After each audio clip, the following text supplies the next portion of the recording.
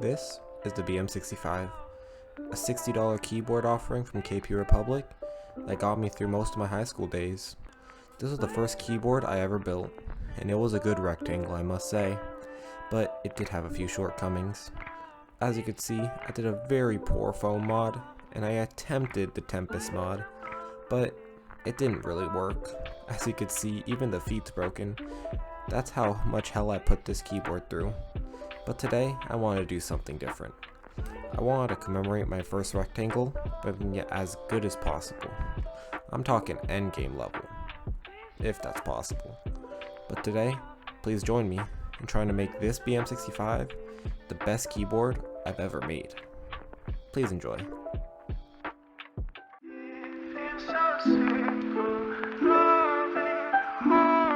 Okay, so I had a review of the BM65 on my channel before, but it was probably the worst video I've ever made. But it also did the best with 4K views. So I don't know why I can't just make a good video and it does good, and not a bad video that does good. But besides that, I'll just tell you what it's built with really quick and like how I modded it. It's built with MX Black's Hyperglides, I'm pretty sure, and I think it has a Black Cherry Pie spacebar. I think I also did Tempest mod, or I did do Tempest mod and foam mod on the back. It's hard to see from there. I did kind of a PE foam mod, and then everything's lubed with Krytox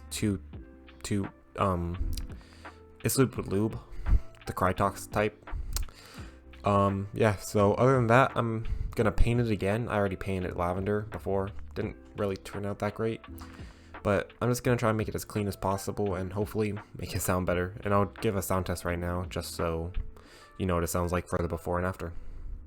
Okay, please enjoy it.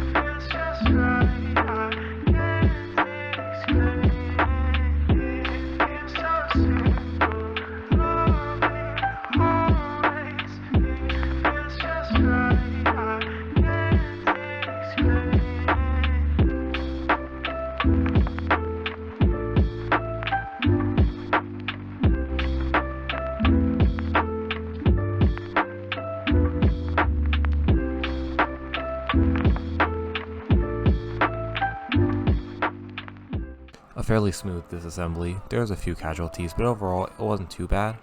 So after the disassembly, we have the keycaps, which I will clean, and then the switches, which I'm going to use for another build. I'm going to change the switches up on this one. Then I have the PCB and plate, but we really don't need to use this plate because I have something I'm going to try. I'm not sure if it's going to work. If it doesn't, we'll always go back. Then we have all the scraps, which will just go in the trash can because I'm going to try and make this from scratch, almost like when I first got it. I'm going to take everything apart, just see if I can make it better than when I first built it, which I know I can. And then I have the actual case, which is going to be sanded and painted, which will be in either the next step or the step after that. But overall, that's the whole disassembly.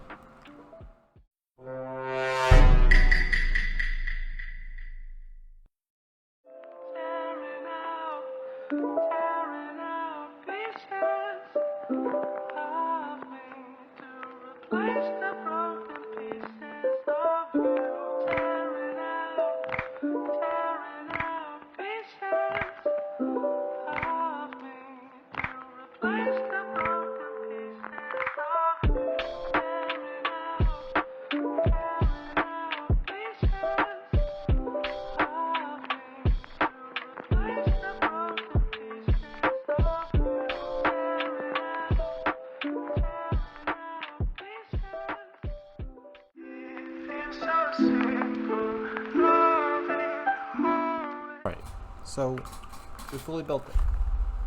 It has creams, which I know are not Endgame, but they're good enough, I think. They get the job done, especially since I don't want this to be super good to the point where I use this over my other keyboards. I just want to be close to them. There were a lot of issues though. I put a KBD67 plate in here, which does not really work. I had to do a lot of dremeling to make it fit, and even then, I don't know if you guys can see it, but it's like bulging a little on the sides, and it's kind of warped. That wasn't really my fault. Not much I could do about it. But do I think I made it endgame? I'm not quite sure. I don't know if it was a fail, but it was really hard to make this any better than I did. The stabs sound great. I used super lube, which I did not think would work at all, but I don't know. So I'll just give a sound test, and please drop a like on the video if you enjoyed and subscribe, because hopefully I can do more of these, and hopefully I'll get more keyboards to review and make as good as possible. And let me know if you think I did a good job, because I'm still not so sure. Peace.